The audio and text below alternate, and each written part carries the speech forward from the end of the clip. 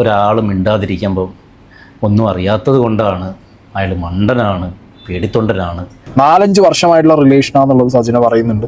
സൈലൻ്റായിരിക്കുന്ന മനുഷ്യർക്ക് എല്ലാം അറിയാവുന്നവരാണ്. എൻ്റെയും ഫിറോസ്ക്കാടെയും ജീവിതം തകർക്കാൻ കാരണം ഇന്ന ആളാണെന്ന് പറഞ്ഞോണ്ട് എന്ത് മോശമാണ് ഇതൊക്കെ സംസാരിക്കുന്നത്.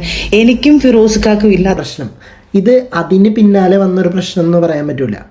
ഇത്തയുടെ വായിൽ നിന്ന് വീണു പോയിട്ടുള്ള ഒരു സംഭവമുണ്ട്. ജക്കി വേൾഡിലേക്ക് എല്ലാവർക്കും സുസ്വാഗതം. നമ്മൾ ഇന്നലെ ഒരു വീഡിയോ ചെയ്തിട്ടുണ്ടായിരുന്നു, സജന, ഫിറോസ്, റസൂൽ പൂക്കുട്ടി. അപ്പോൾ ഈ ഒരു സംഭവത്തിനെ പറ്റിയിട്ട് അപ്പോൾ ഇതിന് ഒരു പ്രതികരണവുമായിട്ട് നമ്മളെ സജനത്ത വന്നിട്ടുണ്ട്, അതുപോലെ തന്നെ ഫിറോസും വന്നിട്ടുണ്ട്. അപ്പോൾ അതിൻ്റെ ഒരു എക്സ്പ്ലനേഷൻ എന്ന രീതിയിലാണ് ഈ ഒരു വീഡിയോ. സബ്സ്ക്രൈബ് ചെയ്യാത്തവരാണെങ്കിൽ സബ്സ്ക്രൈബ് ചെയ്തിട്ട് വീഡിയോ കാണാൻ ശ്രമിക്കണം. എനിക്ക് സബ്സ്ക്രിപ്ഷൻ വളരെ കുറവാണ്, അതുകൊണ്ടാണ് പ്ലീസ്. ഞാനടക്കമുള്ള ഒരുപാട് പേര് ഇന്നലെ ഈ ഒരു കോണ്ടന്റ് എടുത്ത് ചെയ്തിട്ടുണ്ടായിരുന്നു. ഓക്കെ, അറിയാത്തവർക്കായിട്ട് പറയാം. അതായത് സജന ഫിറോസ് ദമ്പതികൾ ബിഗ് ബോസിലൊക്കെ വന്നിട്ടുണ്ടായിരുന്ന ദമ്പതികളാണ്. അതിനുശേഷം 2023 ഡിസംബറിൽ ഇവർ വേർപിരിഞ്ഞു, അതായത് ഡിവോഴ്സായി. ഇപ്പോൾ സജന റസൂൽ പൂക്കുട്ടിയുമായിട്ട് വിവാഹം കഴിക്കാനുള്ള ഒരു തയ്യാറെടുപ്പിലാണ്. സജന തന്നെ 4 വർഷമായി ഇവരുടെ പ്രണയമാണെന്ന് പറഞ്ഞു. അപ്പം നമ്മൾ കണക്കുകൾ എടുത്ത് നോക്കിയപ്പോൾ 2023 ഡിസംബറിൽ വേർപിരിയുന്ന നേരത്ത് ഇവൾക്ക് റസൂൽ പൂക്കുട്ടിയുമായിട്ട്, ഇത്തയ്ക്ക് റസൂൽ പൂക്കുട്ടിയുമായിട്ട് ബന്ധമുണ്ട് എന്ന് തോന്നിപ്പിക്കുന്ന തരത്തിലായിരുന്നു ആ കണക്കുകളും കാര്യങ്ങളൊക്കെ. അതങ്ങോട്ട് കണക്ക് കറക്റ്റ് ആവുന്നില്ല. അപ്പോൾ ഇതാണ് സംഭവം. അപ്പോൾ ഇതിൽ നമ്മൾ പ്രതികരിച്ചപ്പോൾ നമ്മളെ ഇത്ത ഇപ്പോൾ ഒരു എക്സ്പ്ലനേഷനായിട്ട് വന്നിട്ടുണ്ട്. എന്താണെന്ന് നമുക്കൊന്ന് കേട്ടിട്ട് വരാം. ഞങ്ങൾ പോലും ചിന്തിക്കാത്ത ലെവലിലാണ് ഇപ്പം ഒരു ന്യൂസ് വന്നുകൊണ്ടിരിക്കുന്നത്. ഞാനൊരു ഫോട്ടോ ഇട്ടത് അത് ഭയങ്കര വൈറലായി. അതിനകത്ത് എൻ്റെയും ഫിറോസ്ക്കാടെയും ജീവിതം തകർക്കാൻ കാരണം ഇന്ന ആളാണെന്ന് പറഞ്ഞോണ്ട് എന്ത് മോശമാണ് ഇതൊക്കെ സംസാരിക്കുന്നത്. എനിക്കും ഫിറോസ്ക്കാക്കും ഇല്ലാത്ത ദുഃഖങ്ങളാണല്ലോ ഈ ലോകത്ത് പറയുന്നത്.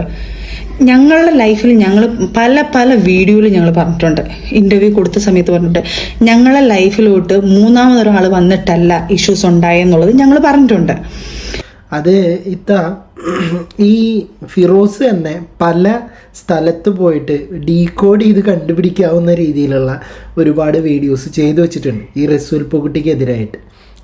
ഈ ഒരു ന്യൂസ് പുറത്തു വന്നപ്പോൾ നേരത്തെ പറഞ്ഞ പോലെ ഇത്രയും ആളും തമ്മിലുള്ള ഒരു ഫോട്ടോ ഇട്ടതിന് പിന്നാലെ വന്ന ഒരു പ്രശ്നം, ഇത് അതിന് പിന്നാലെ വന്നൊരു പ്രശ്നം എന്ന് പറയാൻ പറ്റില്ല. ഇത്തയുടെ വായിൽ നിന്ന് വീണു പോയിട്ടുള്ള ഒരു സംഭവമുണ്ട്. 4 വർഷമായിട്ട് റസൂൽ പൂക്കുട്ടിയും ഇത്തയും തമ്മിലെ പ്രണയത്തിലാണെന്നുള്ള ആ ഒരു ഡയലോഗിലാണ് ഈ ഒരു സംഭവം പൊങ്ങി വന്നിട്ടുള്ളത്. അപ്പോൾ അത് വെച്ചിട്ട് ഇപ്പോൾ ഫിറോസ് ഇട്ട് പോയിട്ടുള്ള വീഡിയോസ് നമ്മൾ ചകഞ്ഞ് നോക്കുമ്പോൾ അതിൽ ഡീകോഡ് ചെയ്യാൻ പറ്റുന്ന ഒരുപാട് സംഭവങ്ങളുണ്ട്. ഇപ്പോൾ റസൂൽ പൂക്കുട്ടിയായിട്ട് തന്നെ സ്ട്രെയിറ്റ് ഡയറക്റ്റായിട്ട് ഉടക്കിയ വിഷയങ്ങളും വരെ ഉണ്ടായിട്ടുണ്ട്. അപ്പോൾ ആ ഒരു സംഭവങ്ങളൊക്കെ വെച്ചിട്ടാണ് നമ്മൾ സംസാരിച്ചിട്ടുള്ളത്. അല്ലാതെ ഇത്തയുടെ ആ ഒരു ഫോട്ടോ കണ്ടുകൊണ്ട് മാത്രമല്ല.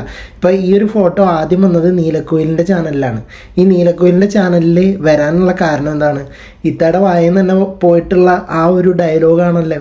അതായത് നമുക്ക് ഈ ഒരു സംഭവത്തിനെ കുറിച്ചിട്ട് നമ്മുടെ സീക്രട്ട് ഏജന്റ് പറഞ്ഞ ഒരു കാര്യമുണ്ട്, നമുക്ക് അതൊന്ന് കേട്ടിട്ട് വരാം. സജിന ഒരു ലൈവ് ഇട്ടിട്ടുണ്ടായിരുന്നു. ആ ലൈവ് കണ്ടവർക്ക് അറിയാം what is the content of that live എന്നുള്ളത്. പെട്ടെന്നുള്ളൊരു ലൈവ് ആയതുകൊണ്ട് തന്നെ അതാരും സ്ക്രീൻ റെക്കോർഡ് ചെയ്തൊന്നും എടുത്തു വെച്ചില്ല.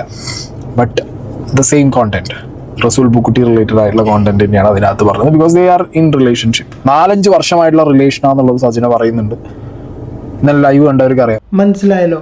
അപ്പം ഇത്ത തന്നെ നേരിട്ടിട്ട് വന്ന് ലൈവിൽ പറഞ്ഞു. ഈ ഒരു സംഭവം കേട്ടപാടെ നീലക്കുയിൽ എന്താക്കി, ഈ ഒരു പോസ്റ്റർ ക്രിയേറ്റ് ചെയ്തു. 4 വർഷമായിട്ട് സജനയും റസൂൽ പൂക്കുട്ടിയുമായിട്ട് പ്രണയത്തിലാണ്. നമ്മളത് എടുത്തു നോക്കുമ്പോൾ എന്താണ് അറിയുന്നത്? 2023 ഇവർ വേർപിരിഞ്ഞിട്ട് ഇപ്പം ഇത്രയും വർഷമല്ല ആയിട്ടുള്ളൂ. അപ്പോൾ ഇവർ വേർപിരിയാനുള്ള ഒരു കാരണം ആരായിരിക്കും? ഇതന്നെ കുറച്ച് നാൾ മുമ്പ് ഈ എപ്സ്റ്റീൻ ഫയലൊക്കെ പുറത്തു വന്ന സമയത്ത് ഫിറോസ് ഇട്ടിട്ടുണ്ടായിരുന്ന ഒരു വീഡിയോ ഉണ്ടായിരുന്നു. അതായത് എപ്സ്റ്റീൻ ഫയൽസിനെ പറ്റിയിട്ട് അറിയാമല്ലോ. അതായത് ഇപ്പോൾ പല യുദ്ധങ്ങളും തുടങ്ങാനുള്ള കാരണം ഈ ഒരു ഫയലാണ്.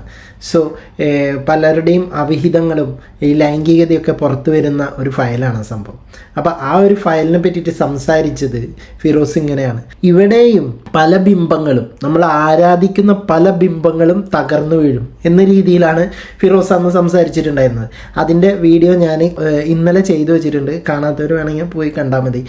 അതായത് ആരാധിക്കുന്ന നമ്മളെ ബിംബങ്ങളൊക്കെ തകർന്നു വീഴും. അപ്പോൾ അതിൻ്റെ അടിയിൽ കമൻറ്റിൽ നമ്മളെ സീക്രട്ട് ഏജൻ്റ് ഒരു കമൻ്റ് ഇട്ടിട്ടുണ്ടായിരുന്നു, കുട്ടി സ്റ്റോറി. അപ്പോൾ അതിൽ നിന്നൊക്കെ നമ്മളിപ്പോൾ ഡീകോഡ് ചെയ്തെടുത്തിട്ടുണ്ടായിരുന്നത്. അപ്പോൾ ഈ റസൂൽ പൂക്കുട്ടിയുമായിട്ടുള്ള പ്രശ്നം ഇപ്പോൾ ഇത്ത പറഞ്ഞ പോലെ ഇത്തയും റസൂൽ പൂക്കുട്ടിയുമായിട്ട് നിന്നിട്ടുള്ള ഒരു ഫോട്ടോ ഇട്ടതിൽ നിന്നുണ്ടായിട്ടുള്ള ഒരു പ്രശ്നങ്ങളല്ല. സത്യം എന്ത് തന്നെ ആയാലും അത് ഏത് കാലഘട്ടത്തിലാണെങ്കിലും അത് മറനീക്കി പുറത്തു വരിക തന്നെ ചെയ്യും. ഇത്ത ബാക്കി വേണ്ടി പറയാം, നമുക്ക് ബാക്കി വേണ്ടി കേൾക്കാം. പല പേഴ്സണൽ കാര്യങ്ങൾ കാണും, അത് നമ്മൾ മ്യൂച്വലായിട്ട് എടുത്ത് ഞങ്ങൾ പിരിഞ്ഞ ആൾക്കാരാണ്. അത് ഇന്നാള് വന്നു അല്ലെങ്കിൽ എൻ്റെ ലൈഫിലോട്ട് ഞാൻ ഇനി ഒരാൾ കല്യാണം കഴിക്കാൻ പോയാലും നാളൊരു കാലത്ത് പറയുള്ളൂ ഇന്നാളെ കാരണമാണ് ഞങ്ങളുടെ ലൈഫിൽ ഇങ്ങനെ ഇഷ്യൂസ് ഉണ്ടായെന്ന് പറയുമല്ലോ. എന്ത് മോശമാണ്. പ്ലീസ് ദയവ് ചെയ്ത് ഞാൻ പറയുക, പ്രശ്നങ്ങൾ നിങ്ങൾ ഉള്ളത് പറ. അപ്പം അതെന്നെ പറഞ്ഞ എന്തൊരു മോശമാണിത്. അത് എനിക്ക് അങ്ങോട്ടാണ് പറയാനുള്ളത്. ഇത് എന്തൊരു മോശമാണ്. ഇപ്പം നമ്മളെ വീട്ടിൽ നടക്കുന്ന കാര്യങ്ങളൊക്കെ വള്ളിയും പുള്ളിയും തെറ്റും കോമയൊന്നും വിടാണ്ട് ഇവിടെ സോഷ്യൽ മീഡിയയിൽ വന്നിരുന്നിട്ട് വെട്ടി തുറന്ന് പറയുമ്പോൾ ആലോചിക്കണം, ഇത് നാളെ ഈ ഒരു സംഭവങ്ങളൊക്കെ എടുത്തു വെച്ചിട്ട് ആൾക്കാർ സംസാരിക്കുന്നുള്ള കാര്യം. അപ്പം നിങ്ങളാണ് ഇത് ശ്രദ്ധിക്കേണ്ടത്. ഇത് നിങ്ങളുടെ വായെന്ന് വീണ് പോയിട്ടുള്ള വാക്കുകളാണ്. അപ്പം നിങ്ങളോട് തന്നെ പറയാണ് നല്ലത്, മോശമാണെന്നുള്ളത്. എന്തായാലും ബാക്കി പറ.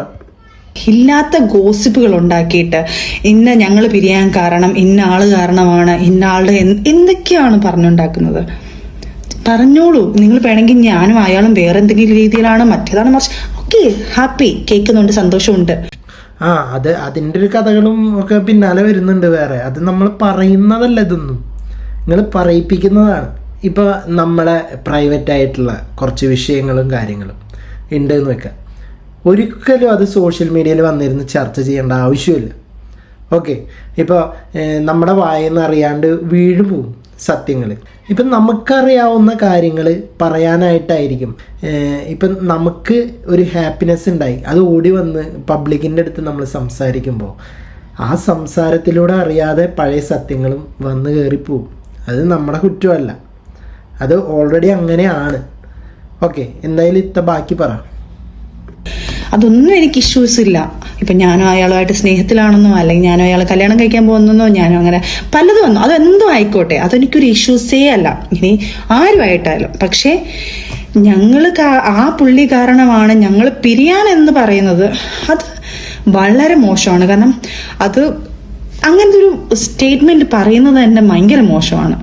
അപ്പം അത് സ്വന്തം കണ്ണാടി നോക്കി പറയാം. ഇത്ത പറഞ്ഞത് തന്നെ റിപ്പീറ്റ് അടിച്ചുകൊണ്ടിരിക്കുകയാണ്. വീണ്ടും വീണ്ടും ഈ പറഞ്ഞ സംഭവം തന്നെ വീണ്ടും വീണ്ടും പറഞ്ഞ് റിപ്പീറ്റ് അടിച്ചുകൊണ്ടിരിക്കുകയാണ്. അവിടുന്ന് മുന്നോട്ട് പോകുന്നില്ല. കാരണം അവിടെ ഇവിടെയുള്ള വീഡിയോ അല്ലെങ്കിൽ ഞങ്ങൾ തമ്മിലുള്ള ഏതൊക്കെയോ ആൾക്കാർ തമ്മിലുള്ള അവർ തമ്മിലുള്ള എത്രയോ ആൾക്കാർ ഫിറോസ്ക്ക വീഡിയോ ചെയ്തിട്ടുണ്ട്. അപ്പം അവരെല്ലാം നാളൊരു കാലത്ത് ഞാൻ അവരുമായിട്ടൊരു ഫോട്ടോ ഇട്ടാലും ഞങ്ങളുടെ ജീവിതം തകരാൻ കാരണം അവരായിരിക്കും. അങ്ങനെയില്ല, നമ്മുടെ വായെന്ന് പറഞ്ഞു പോകുന്ന വാക്കുകളാണ് പ്രശ്നം. ഇപ്പം നാളെ സജനിയും പൃഥ്വിരാജും കൂടി നിൽക്കുന്ന ഒരു ഫോട്ടോ ഇട്ട് നിൽക്കാം, നമ്മളൊരിക്കലും ആരും ഒന്നും പറയൊന്നുമില്ല. ഇത് നമ്മൾ തന്നെ ലൈവിൽ വന്നിട്ട് സംസാരിക്കുകയാണ്, ഞാൻ 4 വർഷമായിട്ട് റസൂൽ പൂക്കുട്ടിയുമായിട്ട് പ്രണയത്തിലാണ് എന്ന് നമ്മൾ പറയും. നമ്മുടെ വായെന്ന് വീണ് പോയിട്ടുള്ള വാക്കുകളാണ് നമുക്ക് വിനയാവണത്.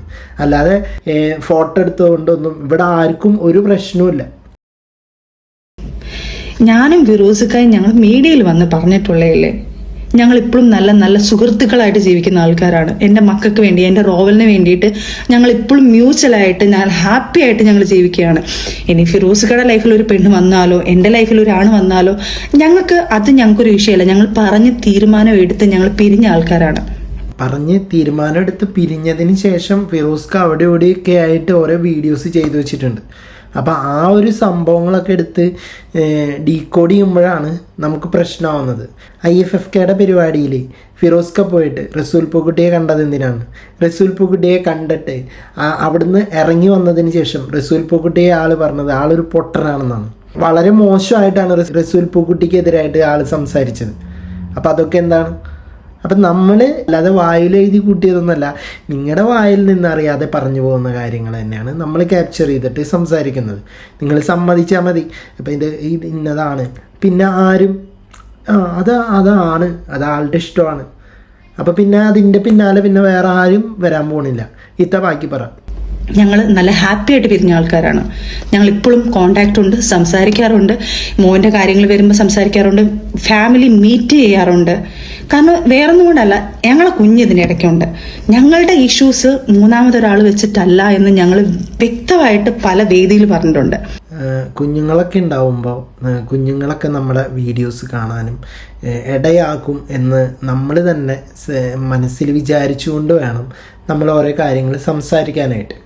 അതായത് പബ്ലിക്കിൻ്റെ അടുത്ത് സംസാരിക്കുമ്പോൾ അതിന് അതിൻ്റേതായിട്ടുള്ള മെച്യൂരിറ്റി കാണിക്കണം.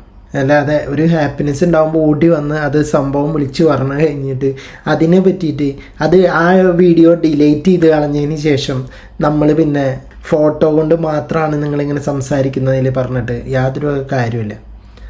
ഓക്കെ, അപ്പോൾ ബാക്കി വേണ്ടി പറ. പിന്നെ പല ഇഷ്ടങ്ങൾ എനിക്ക് ചിലപ്പം എൻ്റെ ഫ്രണ്ട് ഫിറോസിക്കയുടെ ഫ്രണ്ട് ആവണമെന്നില്ല, ഫിറോസിക്കയുടെ ഫ്രണ്ട് എൻ്റെ ഫ്രണ്ട് ആവണമെന്നില്ല. പണ്ട് ഇതുപോലൊരു മറ്റേ നമ്മൾ ഷിയാസിൻ്റെ വെച്ചിട്ട് എന്തോ ഒരു സംഭവം വന്നിട്ടുണ്ടായിരുന്നു ഇതുപോലെ തന്നെ. അപ്പം എവിടെയെങ്കിലും ഒരു സാധനം കിട്ടുമ്പം അതിനകത്ത് ഇങ്ങനെ മറ്റുള്ളവരെ പിടിച്ചിട്ടിട്ട് ഇങ്ങനെ അവർ കാരണമാണ് നമ്മളെ ലൈഫ് ഇങ്ങനെ കുളവായെന്ന് പറയില്ല, ദയവ് ചെയ്ത് പ്ലീസ്. നമ്മളിപ്പോൾ അതിൻ്റെ പിന്നാലെ പോകാനൊന്നും പോകുന്നില്ല. നിങ്ങൾ പറഞ്ഞത് തന്നെ വീണ്ടും റിപ്പീറ്റ് അടിച്ചുകൊണ്ടിരിക്കുകയാണ്. ഇനി നമുക്ക് ഈ ഫിറോസ് എവിടെയും പറയണില്ല എന്നൊക്കെ പറഞ്ഞിട്ടുണ്ട്. അപ്പോൾ ഈ ഫിറോസ് ഇപ്പോൾ പുതിയതായിട്ടൊരു വീഡിയോ ഇട്ടിട്ടുണ്ടായിരുന്നു, കർമ്മ എന്ന് പറഞ്ഞുകൊണ്ട്. ഓക്കെ, നമുക്ക് ആ ഒരു വീഡിയോ കണ്ടിട്ട് തിരിച്ചു വരാം. ചിലർക്ക് ഒരു വിചാരമുണ്ട്, ഒരാൾ മിണ്ടാതിരിക്കുമ്പം ഒന്നും അറിയാത്തത് കൊണ്ടാണ്, അയാൾ മണ്ടനാണ്, പേടിത്തൊണ്ടനാണ്, അല്ലെ അയാളെ പെട്ടെന്ന് പേടിപ്പിക്കാൻ പറ്റും എന്നൊക്കെ ചിലർക്കൊക്കെ വിചാരങ്ങളുണ്ട്. സൈലൻ്റായിരിക്കുന്ന മനുഷ്യർക്ക് എല്ലാം അറിയാവുന്നവരാണ്. പക്ഷേ അവർ ഈ ഒരു ഫോട്ടോ, മുകളിലുള്ള ആ ഫോട്ടോ നിങ്ങൾ ശ്രദ്ധിച്ചില്ലെങ്കിൽ ശ്രദ്ധിച്ചോളൂ. ഒരു ബിസിനസ്സുകാരനോ വാട്ടെവർ ആരെങ്കിലും എന്തെങ്കിലും ആവട്ടെ, പക്ഷെ ആളുടെ കഴുത്തിലുള്ള ഗോൾഡ്, അപ്പോൾ ആളൊരു കോടീശ്വരനാണ് എന്ന് നമുക്ക് മനസ്സിലാക്കി തരാൻ വേണ്ടിയിട്ടാണ് അത്രയും ഗോൾഡും കാര്യങ്ങളൊക്കെ ഇട്ടിട്ടുള്ളത്.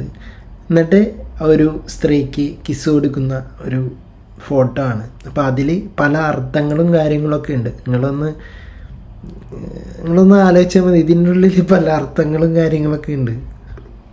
അവർക്ക് തരം താഴാൻ കഴിയില്ല, അല്ലെങ്കിൽ മറ്റുള്ളവരെ പോലെ താഴേക്ക് പോയി സംസാരിക്കാൻ ആഗ്രഹമില്ല എന്ന് കരുതിയിട്ട് സേഫ്റ്റി സോണിലാണ് പല ഉന്നതന്മാരും എന്ന് കരുതരുത്.